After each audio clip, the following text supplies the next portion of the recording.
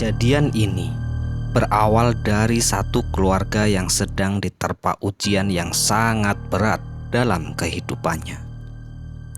Pak Sahroni yang berprofesi sebagai pengusaha rumah makan harus menelan pil pahit saat pandemi.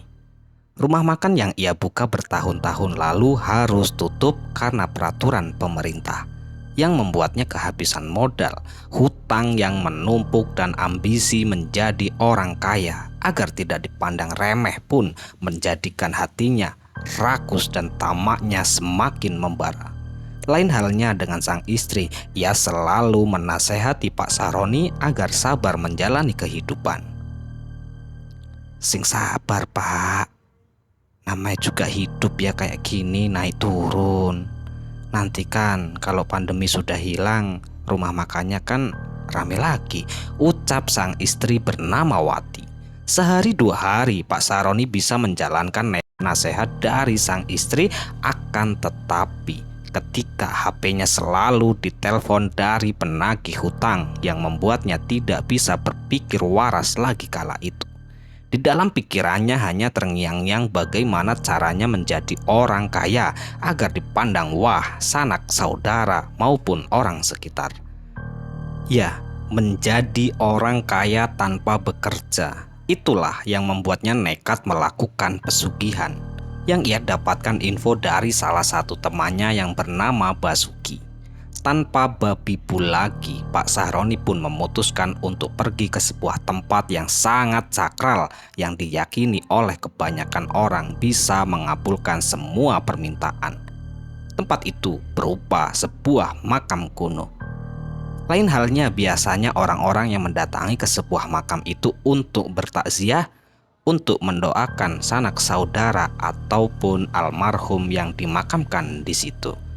Akan tetapi Pak Sahroni justru mendatangi makam itu untuk melakukan ritual pesugihan agar ia menjadi orang kaya raya. Dan keesokan harinya Pak Sahroni pun menjemput temannya yang bernama Basuki untuk diajak menuju sebuah kota kecil di bagian barat Jawa Timur. Sebuah kota dataran tinggi yang terkenal dengan gunung-gunung berapinya. Dari kota tersebut mereka berdua itu masih meluncur ke selatan. Sesampainya di sebuah desa, mereka berdua itu pun memarkirkan mobil di sana. "Bro, maafin saya ya, tapi saya nggak bisa nganter sampai di sana. Selanjutnya kamu harus jalan sendiri. Pokoknya kamu ikuti aja jalan setapak bukit ini. Nanti di atas bukit ada sebuah makam kuno.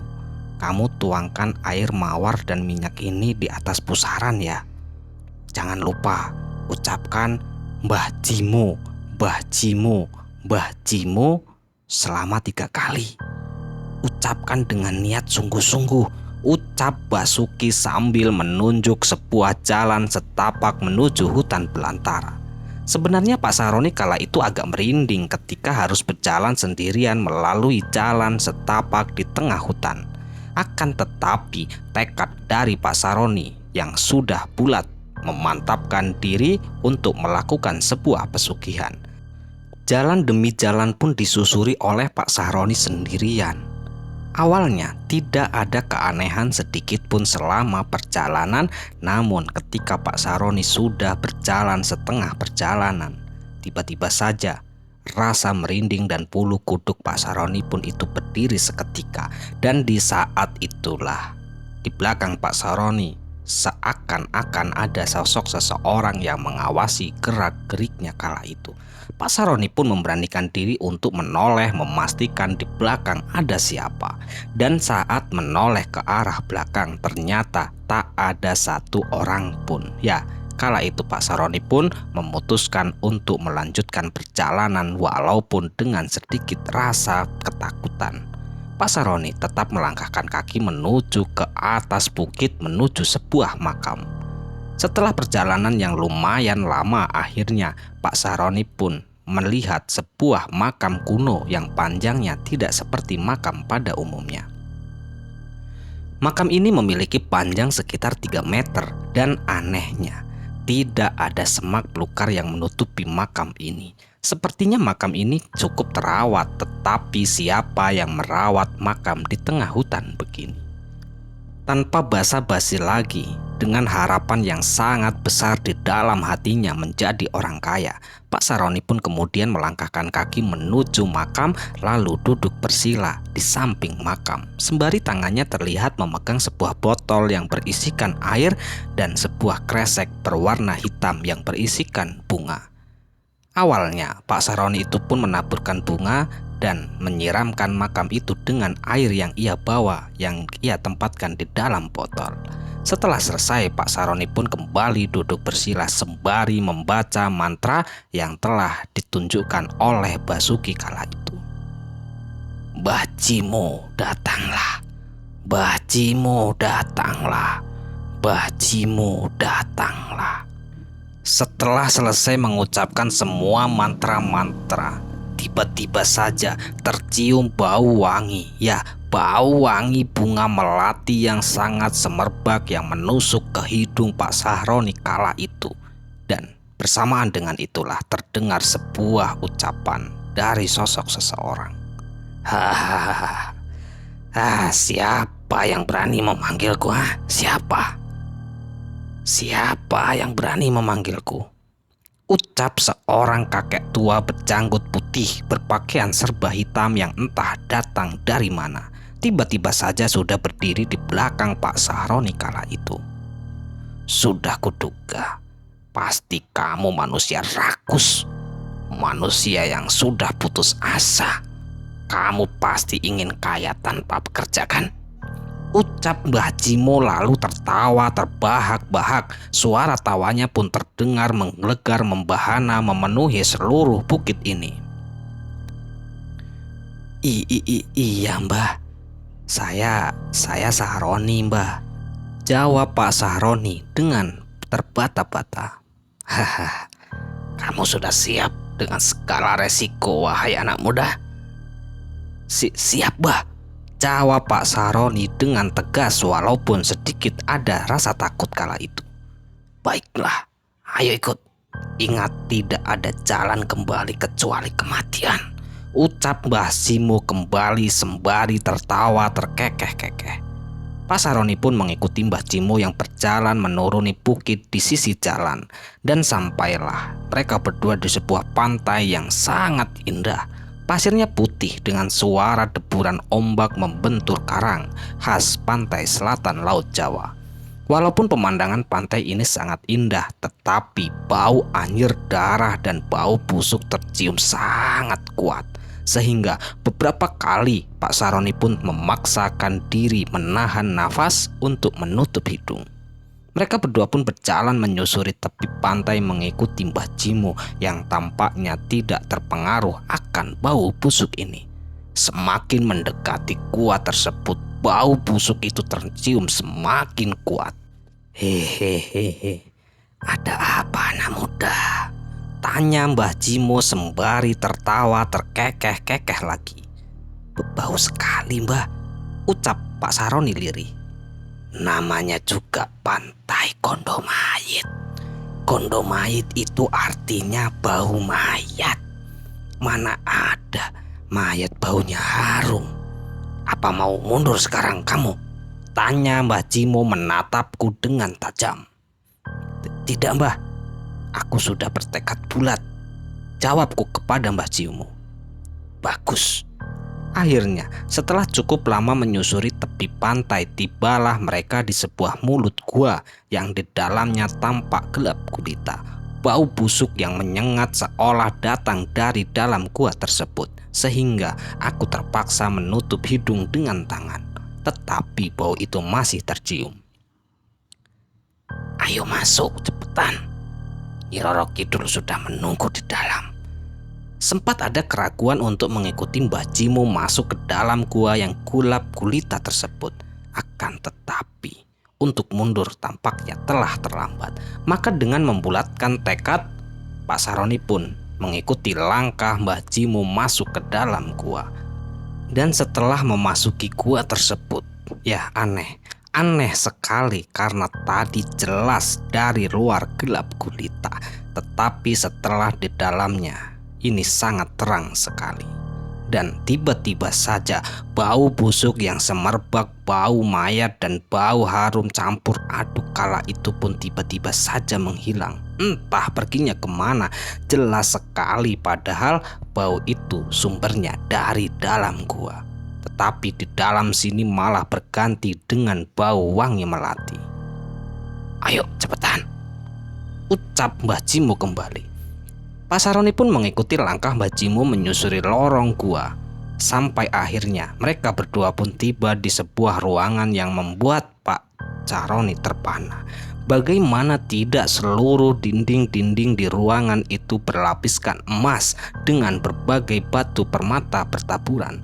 Tampak beberapa prajurit mengenakan rompi dari emas dengan membawa tombak yang ujungnya juga berbuat dari emas. Dan di ujung ruangan tampak singgasana besar terbuat dari emas dan bertaburkan berlian di sekelilingnya. Dan singkat cerita, setelah memasuki sebuah singgasana yang sangat megah yang berada di dalam gua, tibalah mereka berdua di tempat itu. Lalu terlihat sesosok wanita yang sangat cantik sekali kala itu. "Nyai, ini perkenalkan, namanya Sahroni. Dia datang ke sini untuk menjadi orang kaya raya, Nyi," ucap Mbah Jimo kepada Nyi Roro Kidul. Aneh, ya aneh perasaan kala itu Pak Sahroni belum memberitahu namanya. Bagaimana Mbah Jimo tahu? Ya, gerutu Pak Sahroni di dalam batin kala itu. "Bangunlah Sahroni. Benarkah yang dikatakan Mbah Jimo itu?" tanya suara wanita itu kepada Pak Sahroni. "Benar, Nyai. Hamba kesini karena hamba ingin menjadi kaya raya," ucap Pak Sahroni sembari bangun dari sujud. Pak Sahroni pun memberanikan diri menatap ke arah Nyi Roro Kidul. Tampak sosok wanita berparas rupawan bagaikan seorang bidadari, berpakaian kebaya dengan warna hijau dan mengenakan mahkota emas dengan batu merah delima di depannya. "Jadi benar, kamu ingin kaya raya, Sahroni? Sudah sanggup dengan segala resikonya?" tanya Nyi Roro Kidul. "Sanggup, Nyi. Yang penting saya bisa kaya raya," jawab Pak Sahroni merinding melihat sosok Nyi Roro Kidul yang berbadan yang sangat mengerikan. Tiba-tiba keluar sebuah ular yang bersisik emas dan bertangan 4 kala itu. Bagus sekali. Saya suka dengan manusia yang mempunyai tekad yang kuat sepertimu," ucap Nyi Roro Kidul sembari tertawa dan merayap menuju ke arahnya. Badannya pun meliuk-liuk melingkari tubuh Pak Sahroni. Wajah cantiknya persis berada di hadapan Pak Sahroni. Spontan keringat dingin langsung membasahi seluruh tubuhnya. Dan di saat itulah Pak Sahroni melakukan ritual demi ritual yang diminta oleh Nyi Roro Kidul kepadanya, yaitu sebuah ritual melakukan persetubuhan bersamanya untuk memuaskan satu malam bersama Nyi Roro Kidul. Akhirnya kala itu Pak Sahroni tidak bisa mengelak dan ia harus menerima semua persyaratan yang ditetapkan oleh Nyi Roro Kidul kepadanya. 1 malam penuh ia habiskan bersama Nyi Roro Kidul hingga akhirnya ritual itu pun telah usai, di mana setelah selesai melakukan ritual, Nyi Roro Kidul itu pun berkata, "Sudah selesai, Sahroni. Kamu bisa pulang. Kamu akan menjadi orang kaya raya. Jangan lupa, setiap bulan Suro tanggal 10 kamu harus menyediakan tumbal untukku," ucap Nyi Roro Kidul. Dan Pak Sahroni pun menjawab dengan lantang, "Siap Gusti Ratu," jawab Pak Sahroni dengan sangat tegas. "Ya sudah, sana kamu tidur dulu. Nanti kamu akan kembali ke alammu sendiri," perintah Nyi Roro Kidul kepada Pak Sahroni. Pak Sahroni pun langsung melakukan permintaan dari Nyi Roro Kidul. Ia pun memejamkan mata. Tidak lama kemudian Pak Sahroni pun lelap dalam tidurnya. Dan tiba-tiba saja ternyata ketika ia bangun, Ia sangat terkejut ketika dirinya terbangun di atas sebuah makam kuno dengan tubuh telanjang dan lembaran uang berwarna merah serta pakaian yang berserakan di sekitar makam. Ya, kala itu Pak Saroni merasakan sangat-sangat aneh. Aneh sekali, tiba-tiba saja dari sebuah gua yang entah dari mana dan di situ terbangun persis berada di samping makam. Dan singkat cerita, setelah selesai melakukan ritual pesugihan bersama Mbah Jimo yang ditemukan dengan Nyi Roro Kidul kala itu, Pak Saroni pun memutuskan untuk kembali ke kampung halaman bersama Basuki. Ya, setelah sampai di rumahnya, Pak Saroni pun langsung melakukan aktivitas seperti biasa, yaitu berdagang di rumah makan yang ia miliki. Walaupun kala itu keadaan masih pandemi sangat sepi, ya tentu secara logika tidak ada yang membeli, maka tidak mempunyai omset penghasilan sedikit pun. Akan tetapi uang dari Pak Saroni itu selalu bertambah-tambah hingga branker yang ia punya itu pun penuh dengan uang. Kala itu Pak Saroni merasa sangat bahagia, ia bisa melunasi semua hutang-hutangnya dan bisa menjadi orang kaya raya. Dan tidak hanya itu, Pak Roni bisa membeli apapun yang ia inginkan kala itu. Akan tetapi, istri Pak Sahroni yang bernama Bu Wati mencurigai gerak-gerik yang dilakukan oleh Pak Sahroni. Ya, 3 hari 3 malam tidak balik, tiba-tiba saja pulang dari suatu tempat kembali ke rumah, mempunyai banyak sekali uang, bisa melunasi semua hutang-hutang dari Pak Sahroni. Kala itu Bu Wati pun sangat curiga dan menanyakan hal itu kepada Pak Sahroni. "Pak, aku mau nanya Pak, Bapak ini dari mana, kerja apa? Kemarin loh ngomong gak punya uang, pusing. Ini tiba-tiba kok banyak uang, bisa melunasi semua hutang-hutangnya Pak," tanya Bu Wati kepada Pak Sahroni. "Bapak ini kerja kemarin cari hutangan Bu, dan alhamdulillah Bapak itu dapat hutangan dari salah satu teman Bapak. Beliau orangnya baik banget Bu. Bapak tahu ndak, dikasih hutang itu ratusan juta Bu, makanya bisa melunasi semua hutang. Bahkan uang ini nantinya akan Bapak gunakan untuk membuat usaha, biar usahanya tambah gede Bu," jawab Pak Sahroni menutupi semua ritual pesugihan yang telah ia lakukan kepada sang istri. Dan di saat itulah sang istri tidak mencurigai gerak-gerik dari Pak Sahroni setelah menjelaskan, karena Bu Wati sangatlah paham dengan watak sang suami. Memang seperti itu, ketika Pak Sahroni sudah pusing, tidak mempunyai uang, pasti dia itu selalu pinjam kepada salah satu temannya. Dan di situ banyak sekali teman-teman itu yang percaya kepada Pak Sahroni, dan di situ benar-benar tidak merasa sedikit curiga pun kepada Pak Sahroni. Dan disitulah Pak Sahroni memutuskan untuk membuka sebuah usaha baru, yaitu sebuah usaha ekspedisi untuk menutupi ritual pesugihan yang telah ia lakukan kepada warga sekitar ataupun kepada sang istri Wati. Ya, tentu saja Pak Sahroni kala itu mengatakan ia akan membuka sebuah usaha baru berupa ekspedisi. Selain menggelontorkan uang yang telah ia pinjam kepada salah satu teman, usaha barunya itu pun dibentuk dengan cara kerjasama bersama teman-temannya. Dan saat itu pun Bu Wati sangat percaya dan tidak menaruh sedikit curiga pun kepada Pak Sahroni. Dan singkat cerita, hari demi hari pun telah berlalu, dan 1 bulan setelah membuka sebuah usaha baru ekspedisi, Bu Wati sudah mulai menaruh sedikit curiga kepada Pak Sahroni. Tentu saja hari demi hari uang yang dimiliki Pak Sahroni tambah banyak, dan di saat itu Bu Wati melihat dengan mata kepalanya, melihat ke arah Pak Sahroni sedang asik menghitung tumpukan uang berwarna merah sembari menyeruput kopi hitam di sebuah cangkir yang diletakkan di atas meja. "Pak, kok banyak banget sih Pak uangnya Pak? Perasaan baru kemarin lo buka usaha ekspedisi, Harusnya kan belum balik modal, baru saja berdiri 1 bulan. Mosok iyo sudah mendapatkan begitu banyak? Kan tidak mungkin, Pak. Uang hutang Bapak itu masih kan habis buat beli mobil. Tanya Bu Wati penuh penasaran kepada Pak Saroni. Hush, kamu itu tidak boleh kayak gitu, Bu. Kamu itu harusnya malah seneng lihat suaminya banyak duit, malah curiga kayak gitu. Mbok iya, kamu itu bersyukur suamimu itu loh sudah berjuang mencari uang yang banyak. Kamu kok malah kayak gini sih, Bu? Iya, Pak, aku tahu, aku sangat bersyukur, Pak.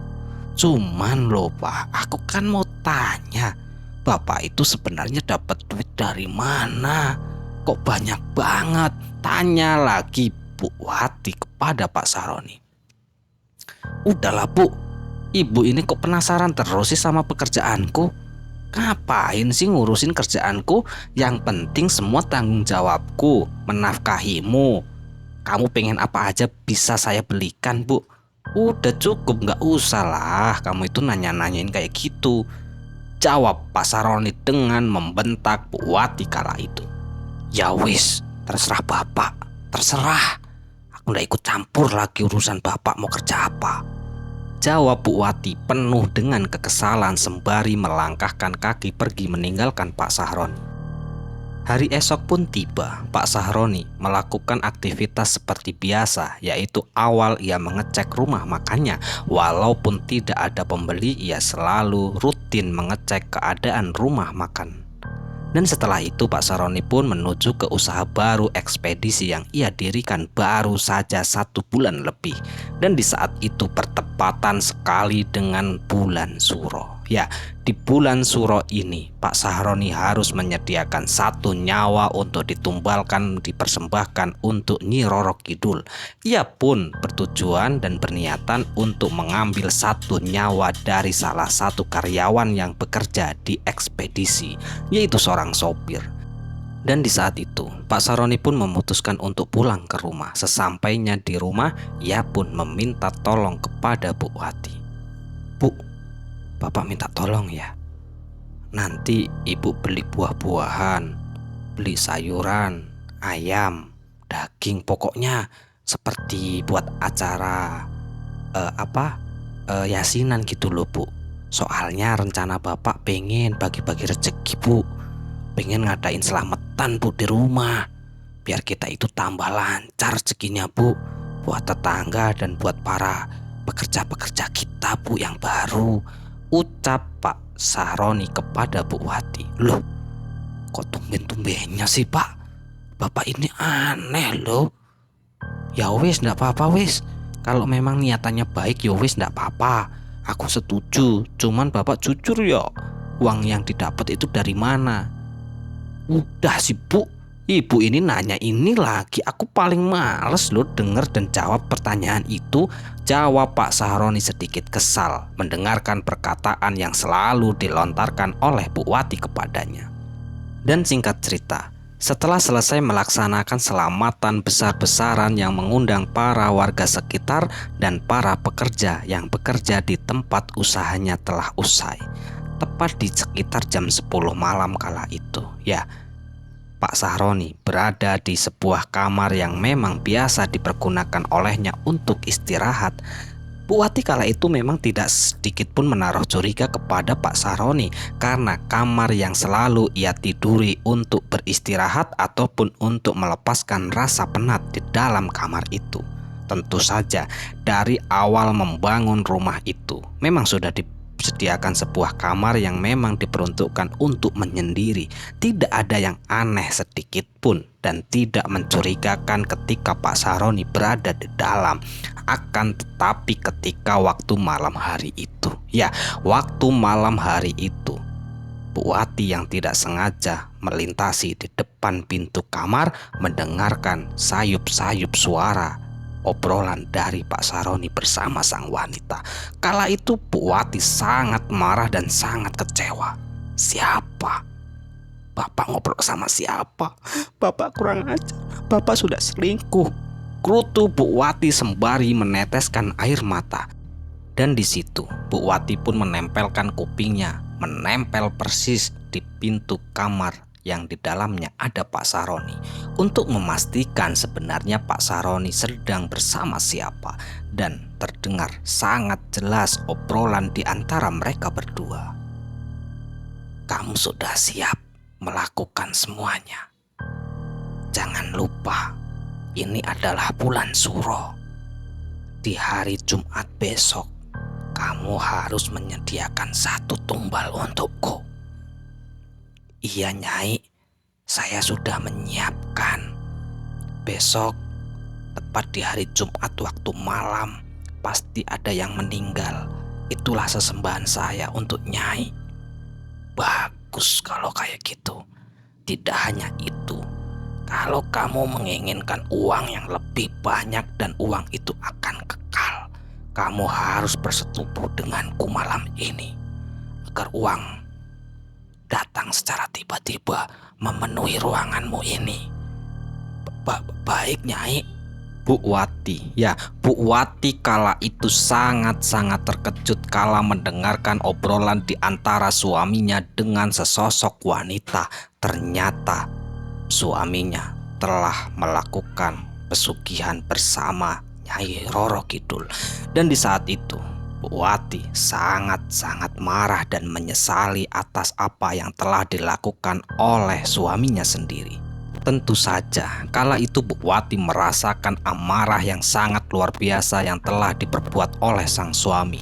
Hanya demi ambisi yang sangat luar biasa, sang suami ingin menjadi orang kaya raya. Agar tidak diremehkan satupun oleh pihak keluarganya, rela melakukan sebuah pesugihan yang sangat hina dan menyesatkan itu.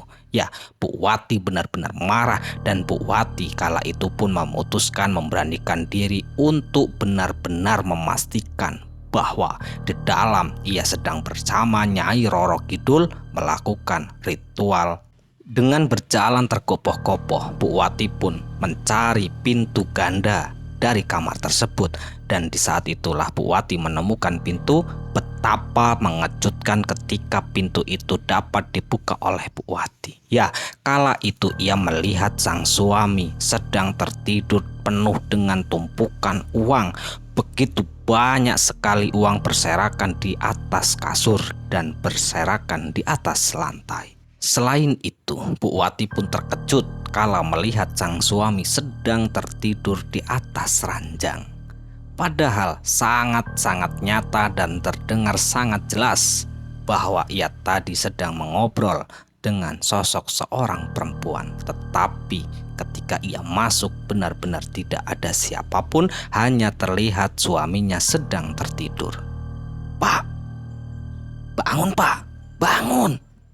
ucap Bu Wati sembari menggoyang-goyangkan tubuh Pak Sahroni. "Ada apa sih Bu? Kamu ini ganggu aku aja loh. Aku ini sedang tidur." "Pak, ini uang dari mana Pak? Uang bisa serakan-serakan kayak gini Pak. Jawab Pak, ini uang dari mana? Kamu melakukan pesugihan ya Pak?" tanya Bu Wati penuh amarah menatap tajam ke arah suaminya. "Bu, kamu itu gak usah ngada-ngada Bu. Ini uang sengaja saya serak-serakan karena saya seneng Bu. Uang hasil usaha kita begitu banyak Bu. Banyak sekali Bu. Rencananya uang ini akan aku belikan makanan untuk para tetangga, untuk mengasih gaji para karyawan Bu. Kamu kok curiga amat dengan pekerjaanku sih Bu? Sudah sana pergi!" bentak Pak Sahroni. Dan kala itu Bu Wati benar-benar sangat marah, melangkahkan kaki pergi meninggalkan kamar itu. Dan hari esok pun tiba. Sebelum semuanya terlambat, 1 nyawa akan diserahkan, ditumbalkan oleh suaminya sendiri untuk sesembahan Nyi Roro Kidul kala itu. Bu Wati pun memutuskan dengan membulatkan tekad mencari sosok seseorang yang bisa menangkal semuanya. Tentu saja kala itu Bu Wati berniatan untuk menemui sosok seorang kiai yang sangat terkenal di daerahnya untuk meminta doa, meminta bantuan agar semua upaya yang dilakukan oleh sang suami itu bisa gagal. Ya, kala itu Bu Wati sangat takut, sangat khawatir akan ada kematian yang menimpa di salah satu tempat usahanya, yaitu salah satu pekerja yang bekerja kepada Pak Sahroni. Ia tidak rela jika satu nyawa dikorbankan hanya demi ambisi kekayaan yang dilakukan oleh sang suami.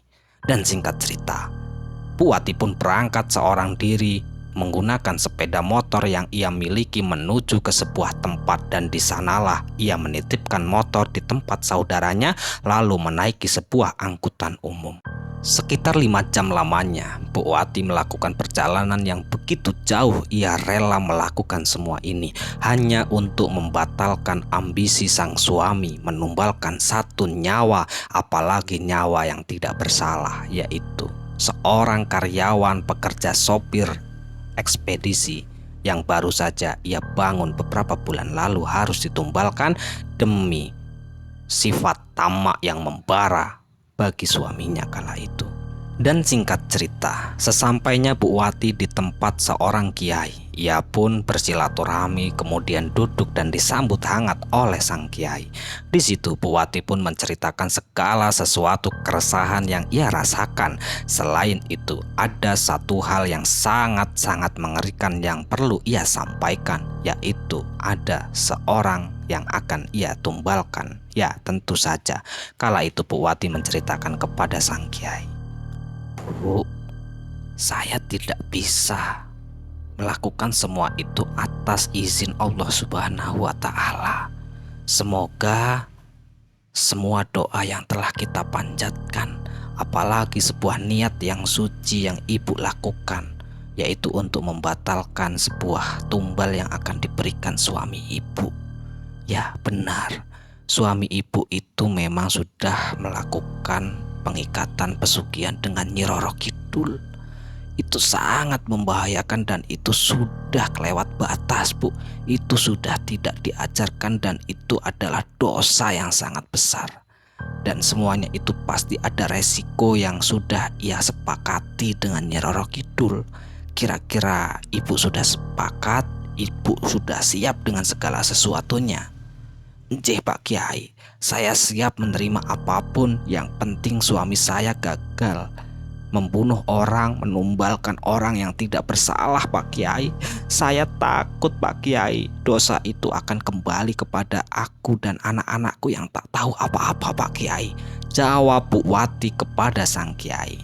"Ya wis Bu, ini nanti aku kasih air putih, lalu jangan lupa ibu taburkan dan ibu kasihkan kepada karyawan-karyawan ibu agar semuanya itu terhindar dari bala dan dari setan yang akan menyesatkan dan membunuh menjadikan tumbal Bu. Ya ibu ya, semua resiko saya tidak tahu Bu akan terjadi apa kepada keluarga ibu. Semua itu tergantung perjanjian suami ibu kepada Nyi Roro Kidul. Jika ibu bisa menasehati untuk bertaubat segera mumpung belum terlambat, bisa jadi suami ibu akan selamat. Tapi jika tidak mau tetap bersikukuh melakukan itu, saya tidak bisa mengatakan dan saya tidak bisa mendahului kehendak Allah Subhanahu wa Ta'ala Bu, jawab Pak Kiai yang menutup cerita dari Bu Wati kala itu. Dan singkat cerita, Bu Wati pun pergi meninggalkan rumah sang kiai berpamitan kepada beliau. Dan sesampainya di rumah, Bu Wati pun tanpa basa-basi dan tanpa memperdulikan dari sang suami yang melotot menatap tajam, yang mengomel-ngomel tak tahu alasan. Kala itu Bu Wati pun langsung bergegas tanpa berpamitan akan pergi kemana. Di situ Bu Wati menuju ke tempat usaha baru, yaitu sebuah ekspedisi. Dan kebetulan karena di waktu itu masih hari Senin, masih banyak waktu karena tumbal itu akan diambil tepat di malam Jumat. Dan di situ Bu Wati pun memberanikan diri untuk ke tempat ekspedisi. Sesampainya di tempat ekspedisi, Bu Wati pun menyiramkan air putih sembari membaca doa-doa ayat-ayat suci yang telah diberikan kepada Pak Kiai kepadanya. Ya, dengan khusyuk, dengan harapan yang sangat besar, Bu Wati pun menaburkan air putih tersebut mengelilingi usaha dan mobil-mobil yang dipakai oleh pekerja. Selain itu, Bu Wati pun membelikan sebuah air minum dan di situ dicampur dengan air yang dikasih oleh Pak Kiai untuk diminum para pekerja. Dan setelah selesai, tanpa sepengetahuan dari pekerja, kala itu Bu Wati pun langsung menuju dan mencari para pekerja. Ternyata mereka semua masih beristirahat di sebuah ruangan bersama-sama. Kurang lebih hampir ada 10 orang sedang bersantai-santai dan bercanda gurau. Bu Wati pun menghampiri. "Mas, maaf yo ganggu. Ini aku mau menyampaikan titipan pesan dari Pak Bapak. Besok Jumat kita semua itu kan mau pergi dan rencana akan mengadakan sebuah acara.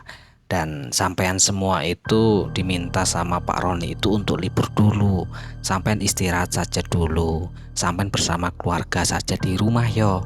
Ini ada sedikit rezeki dari Bapak untuk keluarga sampean di rumah," perintah Bu Wati sembari memberikan amplop berwarna putih dan beberapa jajanan, dan tidak lupa sebuah minuman yang sudah dicampur dengan air yang diberikan oleh Pak Kiai kepada semua para pekerja. Dan di situ para pekerja tidak ada menaruh curiga sedikit pun karena kebiasaan seperti itu sering dilakukan oleh Bu Wati dan Pak Roni. Bu Wati pun merasa sangat lega telah berhasil melakukan semua permintaan yang diperintah oleh Pak Kiai. Dan selain itu, walaupun belum tahu hasilnya seperti apa, berhasil ataupun tidak, akan tetapi Bu Wati sangat yakin bahwa tidak akan terjadi apa-apa kepada salah satu pekerja yang tak tahu apa-apa yang akan dijadikan tumbal demi ambisi sang suami. Karena ia mendengarkan waktu malam Pak Sahroni berbincang-bincang dengan sesosok makhluk wanita. Tumbal itu akan mati mengalami sebuah kecelakaan, mobil bertabrakan ataupun terbakar. Tentu saja ia pun meminta seluruh pekerja untuk libur di hari Jumat. Sesampainya di rumah, Bu Wati pun menanyakan dan menasehati Pak Sahroni. Namun Pak Sahroni tetap bersikukuh malah marah-marah membentak tak karu-karuan kepada Bu Wati hingga akhirnya tepat di hari Kamis malam Jumat, Pak Sahroni sangat marah kala melihat para pekerja di ekspedisi tempat usaha barunya itu tidak ada yang berangkat kerja dari hari Kamis pagi. Tentu saja kala itu salah satu karyawan ditelepon oleh Pak Sahroni menjawab bahwa permintaan libur itu diminta oleh Bu Wati 2 hari, yaitu di hari Kamis dan di hari Jumat. Entah apa alasannya, memang Bu Wati tidak menyampaikan kepada para karyawan, hanya alasan mereka semua diminta libur oleh Pak Sahroni. Dan di situ Pak Sahroni sangat-sangat marah kepada Bu Wati. Rasa amarah diluapkan dengan membentak-bentak Bu Wati dan tepat di waktu malam Jumat, ia pun pergi dengan penuh rasa amarah di dalam hati menggunakan sebuah mobil pribadi yang ia miliki, entah pergi kemana. Tepat di hari Jumat malam, tepatnya di jam 2 malam, Bu Wati pun mendapat kabar dari pihak kepolisian bahwa suaminya mengalami kecelakaan mengakibatkan suaminya meninggal dunia, yaitu sebuah kecelakaan tunggal. Mobilnya terbakar tengah parkir dan di situ Pak Sahroni berada di dalam dan naasnya Pak Sahroni itu pun ikut terlalap habis kebakaran. Bu Wati yang mendengarkan informasi yang disampaikan oleh pihak kepolisian kala itu, seluruh tubuh merasa lemas dan merasa sangat sedih atas kepergian sang suami untuk selama-lamanya. Akan tetapi yang membuatnya ia tambah sedih, meninggalnya sangat-sangat mengenaskan dan tragis. Bu Wati hanya bisa mengikhlaskan karena ia mengingat percakapan yang diobrolkan oleh Pak Sahroni kala masih hidup bersama sosok Nyi Roro Kidul, yaitu jika tidak ada tumbal maka dirinya sendiri yang akan menjadi tumbal pesugihannya. Disitulah Bu Wati sangat yakin bahwa tepat di waktu malam Jumat Nyi Roro Kidul tidak mendapatkan tumbal yang telah diberikan oleh sang suami, disitulah sang suami menjadi tumbal pesugihannya sendiri. Selesai. Ya, sekian cerita dari salah satu sahabat kita ya. Wow, benar-benar cerita dan karya yang sangat luar biasa dari sahabat kita Lanang Jagat ini. Karena beliau itu menceritakan sebuah kisah yang sangat menginspirasi. Di dalam cerita ini banyak sekali pelajaran dan hikmah yang bisa kita ambil. Namun satu hal yang bisa kita simpulkan di dalam cerita, kita itu harus bisa menjaga hati kita. Karena ketika sebuah ujian dalam kehidupan, entah itu asmara, entah itu tentang faktor ekonomi, baik yang masih lajang ataupun yang sudah rumah tangga, itu bisa membuat hati kita hancur berantakan dan dipenuhi banyak sekali penyakit seperti iri, dengki, hasut, dan lain sebagainya, yang sehingga bisa membuat sebuah tindakan yang tidak wajar gitu loh, karena otak sudah kotor, didasari hati yang sudah penuh penyakit. Semoga kita terhindar dari hal-hal semacam itu. Amin amin ya robbal alamin. Kami ucapkan mohon maaf yang sebesar-besarnya jika ada kata-kata yang salah yang kami sampaikan, dan kami ucapkan terima kasih banyak kepada teman-teman semua yang telah mendukung kami. Semoga amal kebaikan teman-teman dibalas oleh Allah Subhanahu wa Ta'ala berupa hal-hal yang lebih baik dan lebih bermanfaat dalam kehidupan kita semua. Dan selain itu, untuk teman-teman yang sedang sakit, semoga diberi kesembuhan.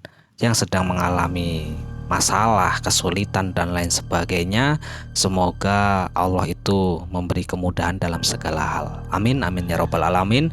Baik, sampai jumpa di cerita selanjutnya. Akhirul qouli, wassalamualaikum warahmatullahi wabarakatuh.